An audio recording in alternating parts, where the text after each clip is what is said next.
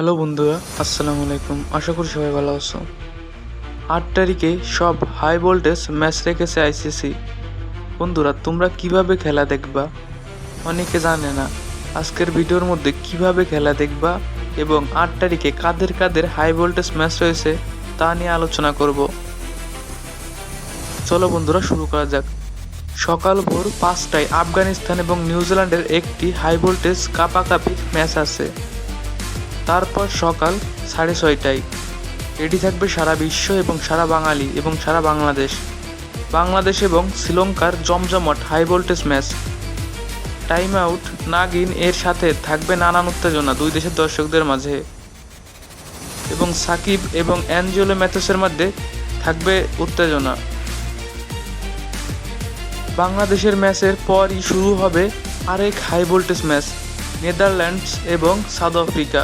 বন্ধুরা, আগের বিশ্বকাপে নেদারল্যান্ডস এবং সাউথ আফ্রিকার ম্যাচের কথা মনে আছে তো সবাই।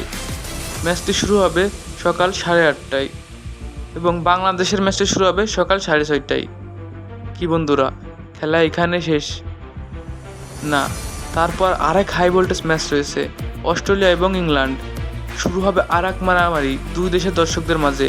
ম্যাচটি শুরু হবে 11টায়। অস্ট্রেলিয়া এবং ইংল্যান্ড চির প্রতিদ্বন্দ্বী, তাদের মাঝে অনেক ভালো ম্যাচ হয় এবং অনেক প্রতিদ্বন্দ্বিতা হয়। বলতেছি স্পোর্টস জি5 এর মাধ্যমে আপনি খেলা দেখতে পারবেন। গুগল ক্রোমে যে সার্চ দেবেন স্পোর্টস জি5।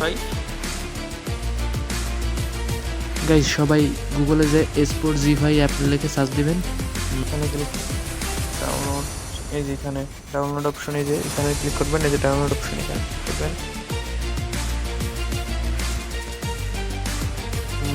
তারপর এই যে ডাউনলোড দেখছেন, ডাউনলোডে নিয়ে চাপ দেবেন। আমার ডাউনলোড দেওয়া আছে, আমি আর ডাউনলোড দিব না।